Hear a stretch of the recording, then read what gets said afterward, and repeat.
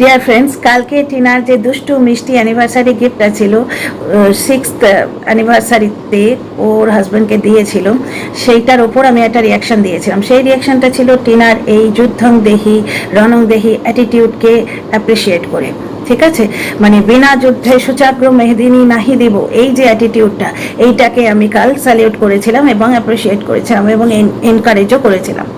এবার আসছি বাকি কথায়। কালকে টিনার জীবনের সব থেকে বড় দুর্ঘটনা ঘটেছিল সেই দিনটা, ওর 6th অ্যানিভার্সারি। এই বিয়েটি যদি না হতো, এই মেয়েটি আজ সুখে স্বচ্ছন্দে অন্য কোনো পরিবারে 2 সন্তানের মা হয়ে কাটাতো। হয়তো সে ব্লগিং স্টার হতো না, না হতো নিজের জীবনে সে সুপারস্টার হতো, 2 সন্তানকে আঁকড়ে ধরে সে বাঁচত। ঠিক আছে, সে কার নামে সিঁদুর পড়ছে তার জবাব তাকে মিডিয়ায় এসে দিতে হতো না। তো যাই হোক, গতস্য সূচনা নাস্তি, যা হয়েছে তা তো হয়েই গেছে। ফিরে আসি টপিকে। টিনার ভিডিওতে আরও 2টো পয়েন্ট ছিল। এক হচ্ছে, দর্শকরা এবং বিপক্ষের কন্টেন্ট ক্রিয়েটাররা 7 মাস ধরে চেঁচাচ্ছে যে টিনা বাচ্চার কথা বলে না কেন। যেই বাচ্চার কথা বলতে শুরু করলো তাদের একবারে উফ ফেটে চৌচি, সে ফাটার শব্দ ওয়েস্ট বেঙ্গল থেকে মানে লন্ডন আমেরিকা পর্যন্ত পৌঁছে যাচ্ছে, চচ্চর করে ফাটছে। আমি তখনও বলেছিলাম, ডিয়ার ফ্রেন্ডস, টিনা হচ্ছে শাঁখের করা। ও এগোলে বলবে এগোলি কেন, পেছলে বলবে পেছলি কেন, দাঁড়ালে বলবে দাঁড়ালি কেন, বসতে পারতিস, বসলে বলবে বসলি কেন, দাঁড়াতে পারতিস। এগুলো ইচ্ছে করে কন্টেন্ট ক্রিয়েট করা। সে মেয়েটাও বুঝেছে যে ওর মনোবল ভাঙার জন্যই তো চেষ্টা হচ্ছে, কারণ লড়াইটা তো কোর্টে। আচ্ছা, এইবার পয়েন্টটা ক্লিয়ার করি। টিনা এতদিন কেন বাচ্চার কথা বলেনি? বলেই দিল, একটা মা হিসেবে ও বাচ্চার হাড় মাংস আর বেচতে চায়নি। ও মা হিসেবে ওর বাচ্চাকে নিয়ে যখন 24 ঘন্টা এইভাবে কন্টেন্ট করা হতো, বুকে লাগতো। ঠিক আছে, ওই জন্যই ও বাচ্চার কথা বলেনি। কারণ এই কদিন বাচ্চা কথা বলছে, তাতেই অনেকে হিসাব লাগিয়ে বলে দিচ্ছে যে 15,000 টাকা 20,000 টাকা তুমি তো আয় করে ফেললে বাচ্চার কথা বলে। তাহলে তোমরা এতদিন কত টাকা আয় করেছো হে? বাচ্চাটার নামে ফিক্স করে দাও গিয়ে। ওই বাচ্চা দেখিয়ে তোমরা এতদিন কত টাকা আয় করেছো। এবং বাচ্চাটাকে ওর বাবা নিলাম করে দিয়েছে, নিজে তো বেচছেই, কাল থেকে আবার বেচা শুরু হয়ে গেছে, নিজে তো বেচছেই, এবং 1000টা লোকের হাতে তুলে দিয়েছে যে বেচো, আমার বাচ্চাটাকে বেচো তোমরা, ঠিক যেভাবে স্ত্রীকে বেচে খেয়েছে। কিন্তু একটি মা তার সন্তানকে বাঁচেনি। ঠিক আছে, মায়ের অধিকার আছে ছেলের নাম নেওয়া। Who the hell are you? তোমরা জিজ্ঞেস করার কে? সে মা, সে 9 মাস 9 দিন গর্ভে রেখেছে, নিজের রক্ত দিয়ে সিঞ্চন করেছে। সেই ছোট্ট যে রক্তের ডালাটাও যখন কনসিভ করেছিল, ওর পেটে এসেছিল এইটুকু, নিজের রক্ত দিয়ে নিজের শরীর দিয়ে তাকে সিঞ্চন করেছে। ধীরে ধীরে ধীরে ধীরে নিজের পেটের মধ্যে তাকে গড়ে তুলেছে। ঠিক আছে, আজকে তোমরা তার নারী ছেঁড়া ধন, তার শরীরের অংশ, তাকে নিয়ে তোমরা বেঁচে খেয়েছো, কিন্তু সেই মাটি বেঁচে খেতে চায়নি, তার বুকে লেগেছে। সেই জন্য সে 7 মাস ধরে কিছু বলেনি। আজকে তার মাতৃত্বের দাবিকে তোমরা গর্ব করতে এসছো নাইটি দেখিয়ে, আর কি 10 টাকার মুড়ি আর লুডো খেলা। মানে তোমাদের মতো অদ্ভুত প্রাণীর টিকিট কেটে দেখা উচিত লোকের। তোমাদের যদি মিউজিয়ামে রাখা হয় না, লোকের টিকিট কেটে দেখতে আসবে। ঠিক আছে, সেকেন্ড পয়েন্টে আসি। সেকেন্ড পয়েন্টটা হচ্ছে যে আইনি ব্যাপার স্যাপার। টিনা এক কথায় মেরে দিয়েছে, খুব ভালো লেগেছে কালকে, এত ম্যাচিওরলি বলেছে। এই মেয়েটা যে too mature for her age, ওইটুকু বয়সে এই ম্যাচিওরিটি দেখে আমি অবাক হয়ে যাই। আর কত যে রিজার্ভ সে তোমাদের বলে বোঝাতে পারবো না। যাই হোক, এখানে বলি, একটা কথায় সেরে দিল যে আমি যদি আইনি পদক্ষেপ না নিতাম তাহলে তো লাইফটাই হতো না, তাই না? লাইফটা তো রিয়াকশান। টিনা আইনি পদক্ষেপ নিয়েছে, কি নিয়েছে, যে পদক্ষেপই নিয়েছে তার রিয়াকশান, তাতে তিল মিলিয়ে গিয়ে এই 3 ঘন্টা না 4 ঘন্টা লাইভ করতে হয়েছে। ঠিক আছে, আজকে টিনা যদি পদক্ষেপ না নিত, এই অ্যাকশনটাই তো হতো না। লাইভে এসে কি নিয়ে আলোচনা হলো? মুড়ি, নাইটি এবং আর কি লুডো খেলা। তো যাই হোক, dear friends, welcome back to my channel, my world of words. আমি সৌমি, আমি আপনাদের সবাইকে আমার চ্যানেলে ওয়েলকাম করছি। কালকে ওই লোকটার ভিডিওতে কি দেখলাম, বাবা মা খুব খুশি। বাবা মা কিসে খুশি না, লাইভ হয়েছে। যে লাইভে বাবা গিয়ে বলছে, একটা জায়গা আমার দর্শক বন্ধুরা বললেন, বাবা গিয়ে বলছে যে মা যখন অন্য পুরুষের সাথে বেড শেয়ার করবে, বাচ্চা সেটা দেখবে। মানে এনার কল্পনা শক্তির দৌড়টা ভাবুন। উনি কল্পনা করছেন যে ওনার পুত্রবধূ কারোর সঙ্গে বেড শেয়ার করবে এবং সেটি তার বাচ্চা দেখবে এবং দেখে শিখবে। তার মানে ইনি কত নোংরা। এক এক সময় এই যে ট্রায়োটা লোকটা এবং ওর বাবা মা, এই ট্রায়োটার মধ্যে এই লোকটাকেই আমার একটু ভালো যেন মনে হতো, একটু ভিকটিম মনে হতো। কিন্তু এখন বুঝতে পারছি এই মানুষটি কি নোংরা। ভাই বিছুটি গাছে তো ল্যাংড়া আম ফেলে না, এই রকম বিছুটি মাল যখন আমরা দেখতে পাচ্ছি না, তাহলে তার গাছটা যে গাছের ফলে ডেফিনেটলি বিছুটি। বিছুটিনিকে তো আমরা দেখছি, প্রতি মুহূর্তে আমরা দেখতে পাচ্ছি তার বিছুটির খোঁচা, কিন্তু বিছুটিকে কাল দেখলাম শ্বশুর হয়ে সে বলছে যে তোমরা সিঁদুরের দোহাই দাও না যে এখনো লিগাল ডিভোর্স হয়নি, সে বেড়াতে কি করে পারে? তাহলে এই লোকটাকে তোমরা কেন বলো না যে এখনো লিগাল ডিভোর্স হয়নি, সে আপনার পুত্রবধূ কন্যাসমা? তো যাই হোক, কন্যাসমা পুত্রবধূকে সে বলছে যে সে বেড শেয়ার করবে, ছেলে সেটা দাঁড়িয়ে দাঁড়িয়ে দেখবে। কোন বাড়িতে যে রিলেশন হয় সেটা বাচ্চাদের সামনে হয়? ব্রথেলেও হয় না, ব্রথেলেও আমার মনে হয় না হয়, যেখানে এই দৈহিক ব্যাপারটাই তাদের রুটি রোজি ব্যবসা, সেখানেও কোনো বাচ্চাকে সামনে দাঁড় করিয়ে রেখে এই ঘটনাগুলো হয় বলে মনে হয় না। এবং মানে কি বলবো, এদের রুচি নিয়ে কি বলবো, মানে কে কয় না। আচ্ছা, এবার ফিরে আসি বাথরুমে ফ্যান।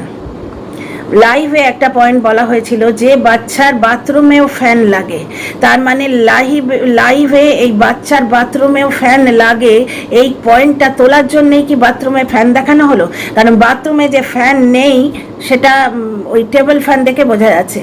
টেবিল ফ্যান দেখেই আমার প্রথম কি মনে হয়েছিল বলুন তো, বাথরুম হচ্ছে জলের জায়গা।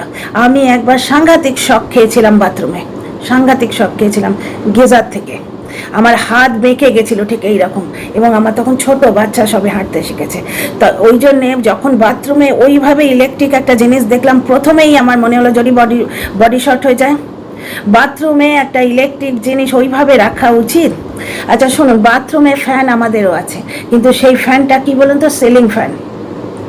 সেই ফ্যানটা সিলিং ফ্যান, কারণ দিল্লির যা গরম এক এক সময় সত্যিই ম্যানেজ করা যায় না, অত্যন্ত গরমে ফ্যান চালাতে হয়। কিন্তু সেটা বারবার বলে দেওয়া হয় চান করার সময় নয়। এই আমার ছেলেটা যখন বড় হলো, একদম কচি বয়সে তো চান করিয়ে দিতাম, তারপর যবে থেকে ও দরজা বন্ধ করে নিজে থেকে চান করে তবে থেকে ভেতরে প্যানিক হয়ে থাকতো।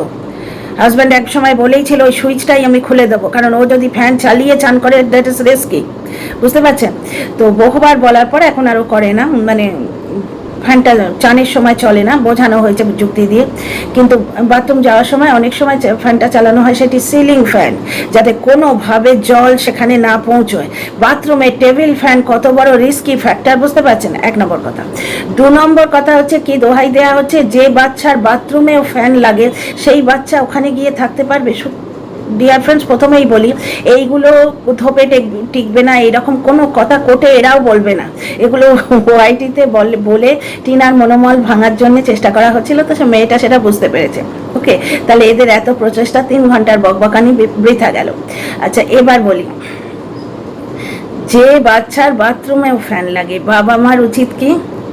মানে ওনারা বাথরুমেও ফ্যান লাগে বলে এইটা প্রমাণ করতে চাইছেন তো যে মায়ের বাড়িটা বাচ্চার পক্ষে উপযুক্ত নয়?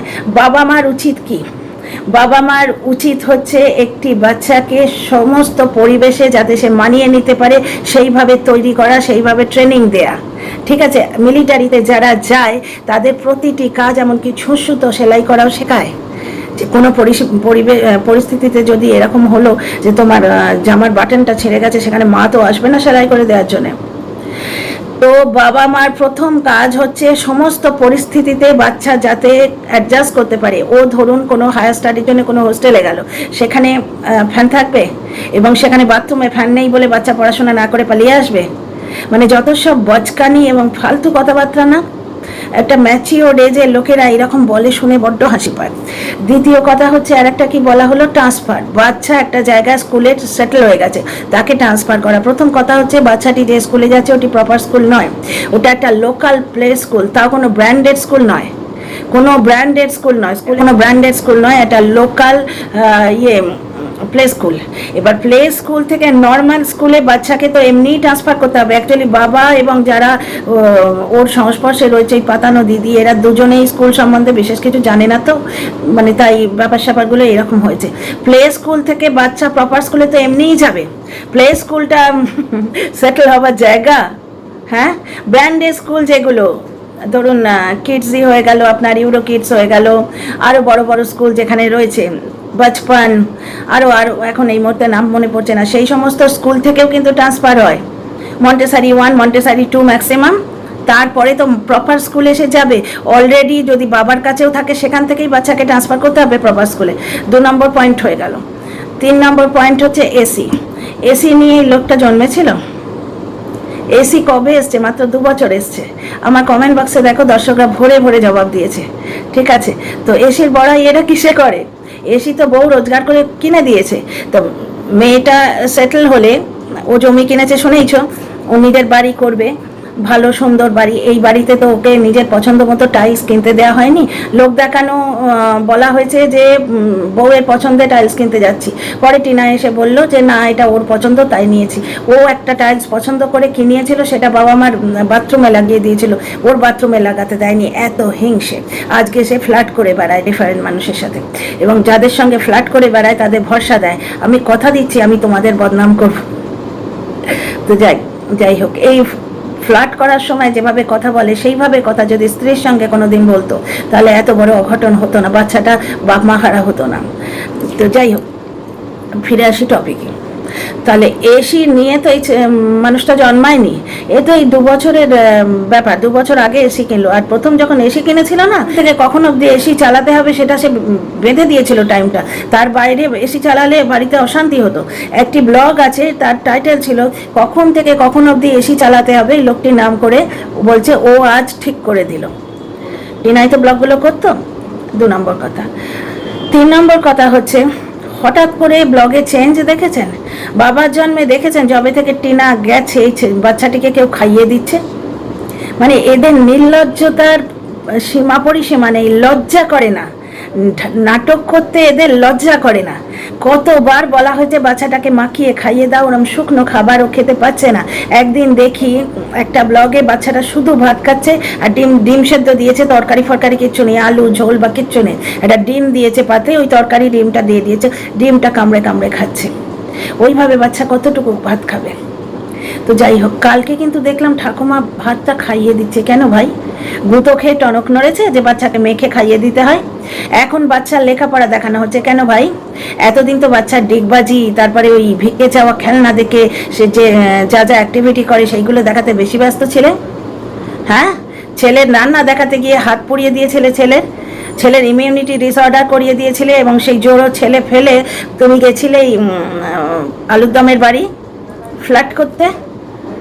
আমাকে একজন দর্শক বলছেন যে আপনি ব্লগে দেখেছেন যে সেই লোকটা পরকীয়া করে। হ্যাঁ দেখেছি, ও তো নিজেই দেখিয়েছে, নিজে বলেওছে ডিপ্রেশন থেকে কাটার জন্য, ডিপ্রেশন থেকে বেরিয়ে আসার জন্য আমি অন্য সম্পর্কে ঢুকলাম। 1 নম্বর, আপনাদের মনে আছে নিশ্চয়ই। 2 নম্বর হচ্ছে একটা জায়গায় ফালতু একা একা কফি খেয়ে প্রমাণ করার চেষ্টা করছিল কেউ আছে। জোড়ো বাচ্চা অজপাড়াগায় ফেলে রেখে, মাইন্ড দ্য পয়েন্ট, অজপাড়াগা। আজকে কলকাতা, ব্যাঙ্গালোর, দিল্লি, বম্বে যদি হতো ব্যাপারটা আলাদা, যে ফট করে কেউ নেমে এলো রাস্তায়, এসে সামনে এই মেডিকেল স্টোর, এমার্জেন্সিতে কিছু লাগে যদি টুক করে নিয়ে চলে গেল। ওইখানে 2টো বুড়ো বুড়ি এবং বেশ কিছুটা গিয়ে তবে মেডিকেল হেল্প পাওয়া যায়। সেই অবস্থায় ইমিউনিটি ডিসঅর্ডার হয়েছে যে বাচ্চার জ্বর হয়েছে, তাকে ফেলে সে চলে গেল, এবং রাস্তায় কি দেখালো? পিঙ্ক ব্যাগ, কাশির আওয়াজ। তো আমরা ব্লগে দেখিনি সে পরকীয়া করছে। আমি ব্লগে যা দেখি ভাই তাই বলি, ঠিক আছে? এবার পড়ে পাওনা 14 আনা যদি কিছু প্রুফ হাতে চলে আসে সে তো বলা হবেই। ওরা বলে না, এই যে আজকে শ্বশুরটি বলল যে মা অন্য লোকের সাথে বেড শেয়ার করবে। শ্বশুর দেখেছে ব্লগে মা অন্য লোকের সাথে বেড শেয়ার করছে? তো যাই হোক, লাইভ করে চেঁচামেচি করে ওয়াইটিতে শুধু প্রচার ছাড়া তো কিছু হয় না, যুদ্ধটা তো করতে হবে। এবং টিনার ওপর যেটা এরা দোষ লাগাচ্ছে যে টিনা কোনো আইনি পদক্ষেপ নেয়নি। আইনি পদক্ষেপ যদি না নেয় তাহলে এরা 24 ঘন্টা কি বলছে, সবাই মিলে বলছে, তো সবাই মিলে তারস্বরে চিৎকার করছে। প্রথমে সেই লোকটা, বাচ্চাকে সর্বশক্তি দিয়ে রক্ষা করব, যুদ্ধের জন্য পুরো প্রস্তুত। যুদ্ধ কখন হয়? যখন অপর একটা পক্ষ থাকে। কেউ তোমার সঙ্গে যুদ্ধ করলে তবে তো তুমি যুদ্ধ করবে, একা একা তো আর যুদ্ধ করবে না। যুদ্ধ করছি, বিনা যুদ্ধে ছাড়বো না, তার মানে ওদিক থেকে যুদ্ধ করা হচ্ছে। তারপরে সেই হামলার গল্প মনে আছে? কাস্টাডি কেসের দিন কার সঙ্গে চোকাচুকি হলো, তা সেখান থেকেই তো বোঝা যায় টিনা আইনি ব্যবস্থা নিচ্ছে, মানে কিছু ব্যবস্থা তো সে নিচ্ছে। এই তো একটা জিনিস আমার খুবই অবাক লাগছে, চাইল্ড লাইনের কথায় বাচ্চা দেখানো বন্ধ হয়েছিল। কারণ ওই রেস্টুরেন্টের যে ব্লগটা, রেস্টুরেন্টের ব্লগে একজন সেবিকা বললেন, সমাজসেবিকা, যে বাচ্চাকে তুমি দেখিও না। তার আগের লাইনটা খেয়াল করেছো কি? চাইল্ড লাইন থেকে যখন আপত্তি হচ্ছে বাচ্চাকে তুমি দেখিও না, চাইল্ড লাইন থেকে আপত্তি হচ্ছে। তারপরে হঠাৎ করে কাল থেকে বাচ্চা দেখানো শুরু হয়ে গেল। চাইল্ড লাইনের আপত্তি সত্ত্বেও বাচ্চা দেখানো কি করে হয়, এটা আমার কিন্তু একটু অদ্ভুত লাগছে, এটা আমার রকেট সায়েন্স লাগছে। বন্ধুরা, তোমরা কেউ যদি উত্তরটা জানো প্লিজ দিও। ঠিক আছে, তাহলে একটা জিনিস দেখো, এই বাচ্চা কিভাবে বিগড়ে যাচ্ছে বাবার সংস্পর্শে এসে। বাবার কাছে সে শুধুমাত্র একটি বিজনেসের টুল, আর এই লোকটি কিভাবে যে মাকড়সার জালে জড়িয়েছে। কারণ আসল ট্রুথ হচ্ছে এই লোকটি সমস্ত ঝামেলা মুক্ত হয়ে এ এখন স্বাদ পেয়ে গেছে না, এখন স্বাদ পেয়ে গেছে, বিভিন্ন ফুলে ফুলে ঘুরে ঘুরে মধু খাওয়ারের ইচ্ছে। বাচ্চা একটা লায়াবিলিটি, বাচ্চাকে কিন্তু সে মনে প্রাণে রাখতে চায় না। একটা ভিডিওতে ও লগি ফেলে দেখেছিল, আমাদের শ্বশুর বাড়িতে এরকমভাবে দেখতো, যারা জেলে আমার শ্বশুরের পুকুরে মাছ ধরতো না, তারা এরকম ডান্ডা ফেলে পুকুরটার কোনখানটা কতটা গভীর দেখতো, বড় বিশাল দিঘি তো এরকম করে ফেলতো, বাঁশ ঠোকাতো, পাতলা পাতলা বাঁশের কঞ্চি। তো আমি একদিন জিজ্ঞেস করেছিলাম বাবাকে, বাবা ওটা কি হচ্ছে? বলছে ওরা লগি ফেলে দেখছে। তো ওই সেদিন লগি ফেলে দেখেছিল কেসটা কি, যে বাচ্চাকে বোধহয় দিয়ে দিতে হবে। সঙ্গে সঙ্গে চতুর্দিকে না, খবরদার দেবে না। দর্শকরা এমন হাউ হাউ করে উঠলো, লোকটা বুঝেইছে যে বাচ্চা দিচ্ছি না, এই লড়াই না যদি দেখাই তাহলে আমার যে শো অফটা আমি করে রেখেছি, যে শো অফ লোক দেখানো মিথ্যের প্রাসাদটা আমি গড়ে রেখেছি, সেটা কিন্তু তাসের প্রাসাদের মতো ধূলিসাৎ হয়ে যাবে। সুতরাং বাচ্চা চাই এই ভেগটাও ধরে থাকতে হবে এবং এই লড়াইটাও, ফেক লড়াইটাও দেখাতে হবে। এইবার কি হচ্ছে, ও যে জালটি বুনেছে ওয়াইটিতে মহান সাজবার জন্যে, যে জালটি বুনেছে, যারা এসছে তারা তো নিজের ফায়দা দেখছে এই ব্যাপারটায়। এখন বাবা বাচ্চা ছাড়ে যদি, তারা ছাড়বে না। বুঝতে পারছো কেসটা? অনেকগুলো মানুষকে নিয়ে স্পাইডারম্যানের মতো একটা ওয়েব বানিয়েছে। স্পাইডারম্যানের সেই সিনটা ভিজুয়ালাইজ করো, বিরাট বড় ওয়েব, মাঝখানে স্পাইডারম্যান ঝুলছে, ওই রকম জায়গায় বাচ্চাটি ঝুলছে এবং ওই ওয়েবের চতুর্দিকে অনেক মানুষ বসে আছে যারা এই বাচ্চার জন্যে করে খাচ্ছে। ওর থাম্বনেলে ফটো চিপকে এতদিন কামিয়ে খেলো, অথচ মাকে বলছে তুমি দুদিন নাম নিয়ে 15,000 টাকা রোজগার করেছো। তাহলে তোমরা কত রোজগার করেছো এতদিন ধরে? বাচ্চার নাম তো বাচ্চার মায়ের থেকে তোমরা বেশি নিয়েছো, কারণ বাচ্চাকে তো মা বেচেনি। এটা মার নীরব প্রতিবাদ ছিল বাচ্চা বেচার বিরুদ্ধে মায়ের নীরব প্রতিবাদ ছিল। আচ্ছা, টিনা যদি কোনো কাজই না করবে, আইনি পদক্ষেপ বা কোনো রকম পদক্ষেপও যদি না নেবে, তাহলে এই যুদ্ধটা কার বিরুদ্ধে? 100 লোক নিয়ে তার বাড়ির সামনে হামলা করবে। আমরা তো শুনেছি সমাজ সেবিকা যিনি হন, সমাজে যাতে কোনো টার্ময়েল না হয়, সমাজ যাতে অশান্ত না হয়, তিনি সেই চেষ্টা করেন। সমাজে অশান্তি ফেলান কোন সমাজসেবিকা আমি তো বুঝতে পারছি না। টিনার বাড়ির সামনে 100 লোক নিয়ে হামলা করা হবে, ঝাঁটা জুতো নিয়ে হামলা করা হবে। আমি লাইভটা যেখান থেকে বেরিয়ে এসেছি সেই লাস্ট লাইনটা হচ্ছে, ও শুনে রাখো টিনা, তুমি আইনি লড়াইয়ে গেলে আগুন জ্বলবে। মানে আইনি লড়াইয়ে ও গেছে সেটা টের পেয়েই এরা লাইভ করতে এসছে, ওকে ভয় দেখাতে এসছে। এটা মায়ের অধিকার ওইভাবে ছিনিয়ে নেওয়া যায় অত সোজা? তো যাই হোক, তারপরেই বলছে পুলিশ নিয়ে এসে টিনা কিন্তু বাচ্চাটাকে নিতে পারে। টিনা আইনি লড়াইয়ে রয়েছে সেটা টের পেয়েই তো ওকে দমাতে এসেছিল, ওকে ভয় দেখাতে এসেছিল। মেয়েটি কিন্তু বুঝতে পেরেছে, সুতরাং ওদের পুরো এনার্জিটা এখানে নষ্ট হয়ে গেল। তো ডিয়ার ফ্রেন্ডস, মুড়ি নাইটি লুডো এই কথাগুলো কোর্টে বলা যাবে না। যার বাড়ির পাশে দোকান সে টাটকা টাটকা মুড়ি আনতেই পারে, এক গাদা মুড়ি বাড়িতে এনে সেঁতিয়ে ফেলে কি লাভ? যেদিন মন হয়েছে খেতে মুড়ি সেদিন খাবে, যেদিন মন হবে খেতে পাউরুটি খাবে। মা মুড়ি খাবে বলে বাচ্চার অধিকার পাবে না, এরম তো সংবিধানে কোনো আইন আছে বলে আমার জানা নেই। দ্বিতীয় কথা, লুডো খেলা, চুল্লু খাওয়ার থেকে লুডো খেলাটা ভালো নয়? হ্যাঁ, বাড়িতে পরস্ত্রী ঢুকিয়ে রেখে অন্য লোকের টন মারা, তার থেকে লুডো খেলাটা ভালো নয় কি? বাড়ি শুদ্ধ সবাই মিলে বসে একটা পারিবারিক বন্ধনটা, পারিবারিক বন্ডিংটাও গ্রো করছে। বাচ্চা খেল মেয়ে কাউন্টিং শিখে যাচ্ছে এবং সব থেকে বড় কথা, বাচ্চা মোবাইল দেখছে না, বাচ্চা চোখ দুটো বাচ্চা, এগুলো কিন্তু আমার দর্শক বন্ধুর পয়েন্ট। আমার একজন দর্শক বন্ধু আছেন যার দুটো ছোট ছোট বাচ্চা মেয়ে আছে, উনি নিজের লাইফে এগুলো অ্যাপ্লাই করেন। কি না ডিজিটাল যুগে বাচ্চাদের মোবাইল থেকে বা টিভি থেকে আলাদা করে রাখা খুবই শক্ত। তা উনি একজন জেনুইন মাদার, উনি ভেবেছেন ব্যাপারটা নিয়ে যে কি করা যায়। তখন ওনারা কিন্তু লুডোটা ইচ্ছে করে বাড়িতে খেলেন যাতে বাচ্চা বিজি থাকে, ঠিক আছে, আর মোবাইল না দেখে, টিভি না দেখে। বাচ্চার চোখ দুটো বাঁচছে, লাগে হাত ওদের নিজেদেরও চোখ দুটো বাঁচলো, এবং একটু ফ্যামিলি টাইম একজন একজনের সঙ্গে কোয়ালিটি টাইম স্পেন্ড করতে পারলো। খেলমে বাচ্চা কাউন্টিং শিখে গেল। অনেক ভালো মানে গুণ আছে এই জিনিসটা, সমস্ত কিছুর অনেক পজিটিভ সাইড আছে, শুধু শুধু বললে তো হবে না। আর লাস্ট হচ্ছে এই ভিডিও লাস্ট হচ্ছে জাস্টিস ফর নাইটি, #নাইটি। আজ থেকে আমাদের আন্দোলন হচ্ছে জাস্টিস ফর নাইটি, কারণ আমরা সবাই নাইটি পড়ি। আমি আইনে কোথাও শুনিনি যে মা নাইটি পরে বলে সে বাচ্চার অধিকার পাবে না। মানে মা ড্রেস কোডের ওপর বাচ্চার পাবে কি না পাবে সেটা ডিপেন্ড করছে, এরকম বাবার জন্য শুনিনি। হ্যাঁ, সেই রকম ড্রেস কোড যদি হতো যেটা সমাজে একদম চলে না, সেই ব্যাপারে আপত্তি করাই যেতে পারতো। ওয়েস্ট বেঙ্গলে বা ওয়েস্ট বেঙ্গলের বাইরে মেয়েরা নাইটি পরে না এমন পরিবার খুঁজতে গেলে না ঠক বাজতে গাঁ উজাড় হয়ে যাবে। যারা বলছে তারা নিজেরাও পড়ে, সুতরাং এটা দোগলামি চূড়ান্ত। ডিয়ার ফ্রেন্ডস, বড্ড লম্বা হলো এই ভিডিওটা, বাকি যুক্তিগুলো পরের ভিডিওতে। See you in the next video.